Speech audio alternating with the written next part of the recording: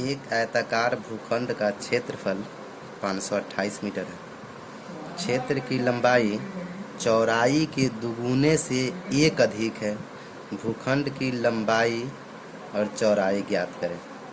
तो सबसे पहले आप ये समझ लीजिए कि एक आयताकार भाग भूखंड का क्षेत्रफल 528 मीटर है। क्षेत्र की लंबाई चौड़ाई के दुगुने से एक अधिक है। भूखंड की लंबाई चौड़ाई बताएं। माना कि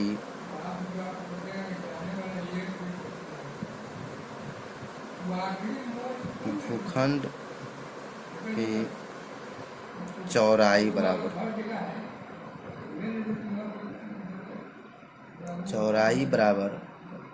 x,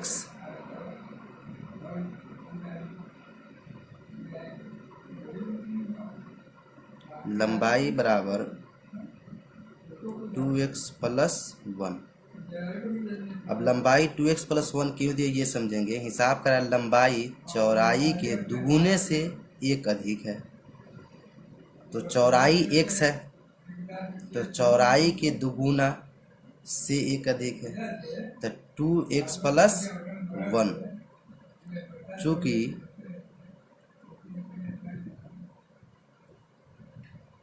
आयतकार भाग का क्षेत्रफल बराबर लंबाई गुने चौड़ाई। तो आयतकार भाग का क्षेत्रफल 528 मीटर स्क्वायर दिए हुआ है।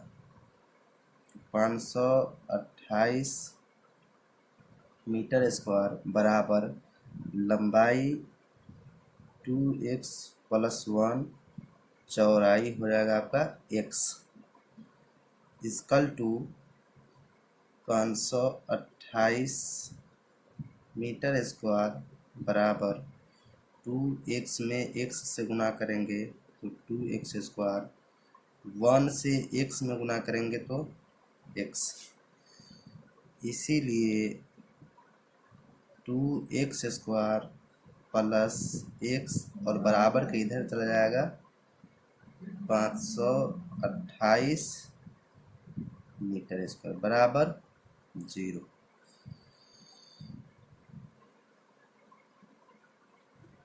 वांछित द्विघात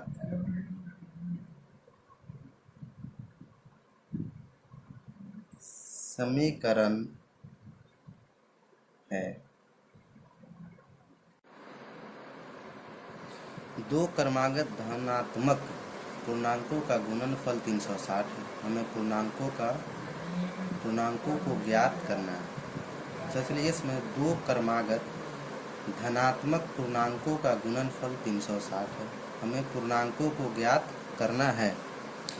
माना कि दो क्रमागत धनात्मक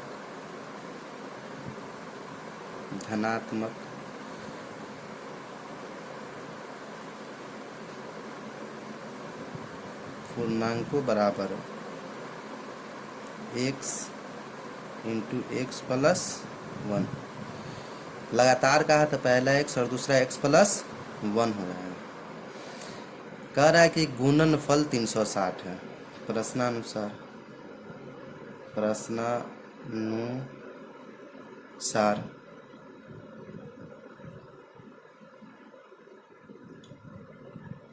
x गुने x प्लस 1 इक्वल टू 360।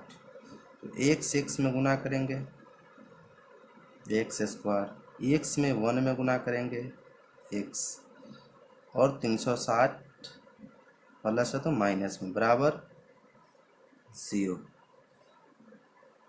वांछित द्विघात समीकरण है। रोहन की माँ उससे 26 वर्ष बड़ी है। उनकी आयु का गुणनफल अब से 3 वर्ष पश्चात 360 है। हमें रोहन की वर्तमान आयु बताएं। रोहन की माँ उससे 26 वर्ष बड़ी है। उनकी आयु का गुणनफल अब से 3 वर्ष पश्चात 360 हो। हमें रोहन की वर्तमान आयु बताएं। माना कि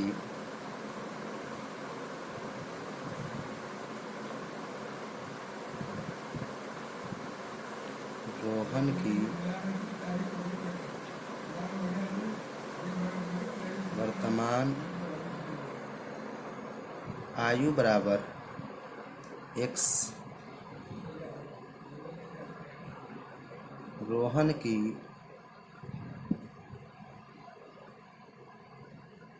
माँ की वर्तमान आयु बराबर x प्लस 26। हिसाब करा अब से 3 वर्ष पश्चात, तो शर्तें 3 वर्ष पश्चात रोहन की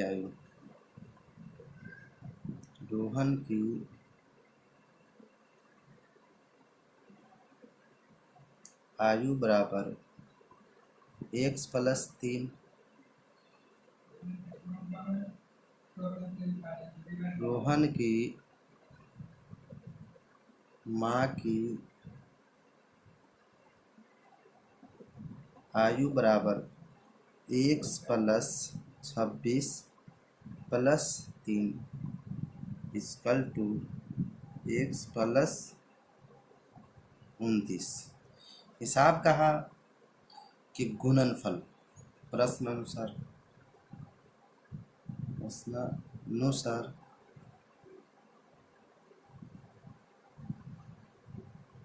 x plus 3 into x plus 29 equal to 360।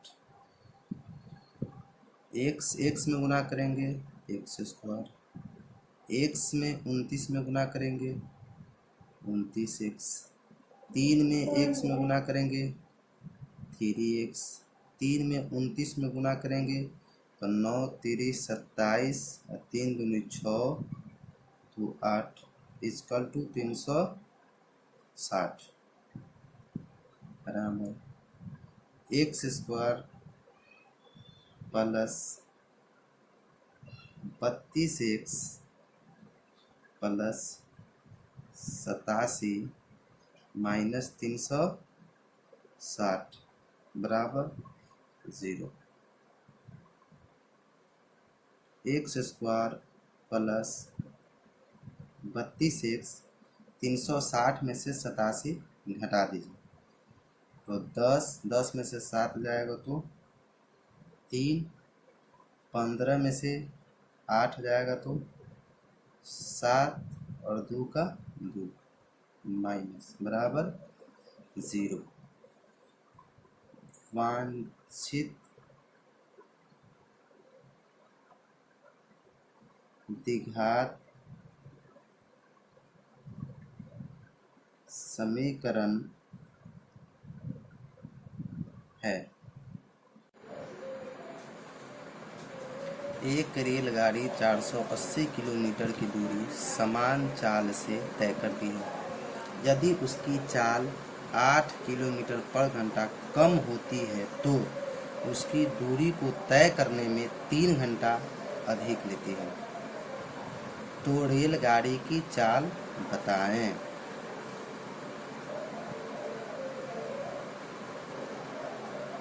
माना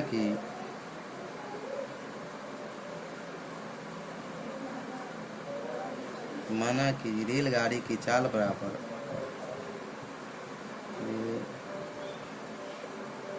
गाड़ी की चाल बराबर x, इसीलिए 480 किलोमीटर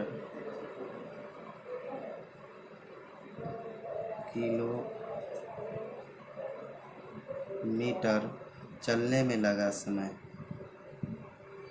चलने में लगा समय।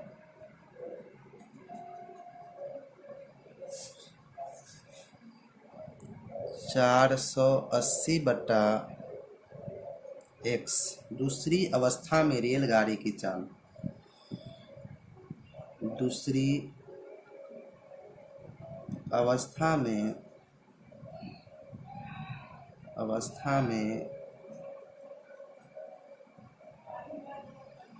रेलगाड़ी की चाल बराबर x माइनस 8। दूसरी अवस्था में लगा समय, इसीलिए दूसरी अवस्था में लगा समय बराबर 480 बटा x माइनस 8। प्रश्नानुसार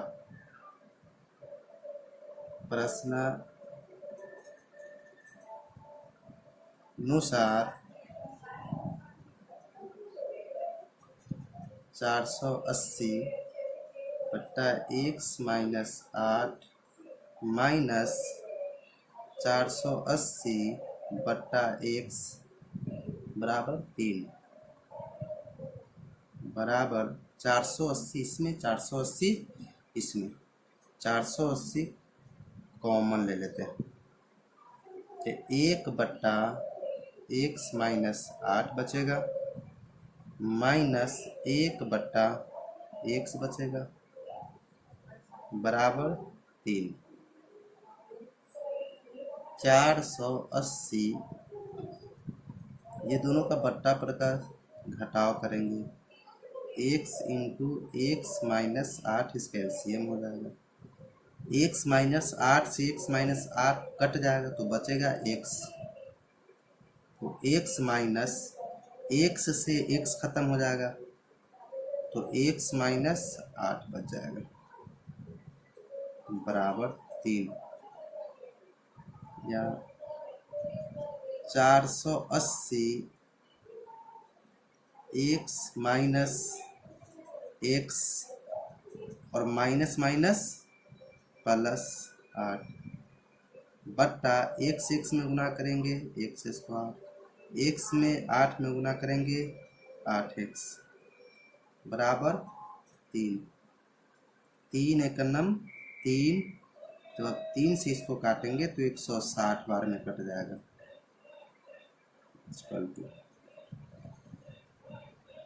160 और माइनस प्लस ये भी खत्म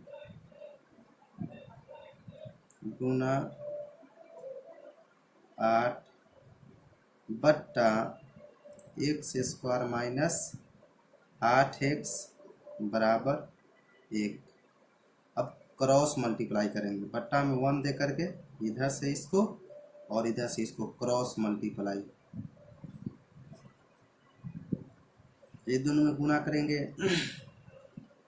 1280 इक्वल टू एक्स स्क्वायर और 1 में गुना करेंगे एक्स स्क्वायर माइनस 8x में 1 में गुना करेंगे तो 8x।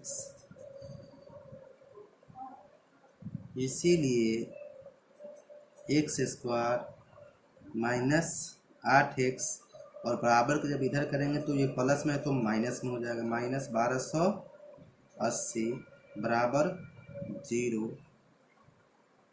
वांछित द्विघात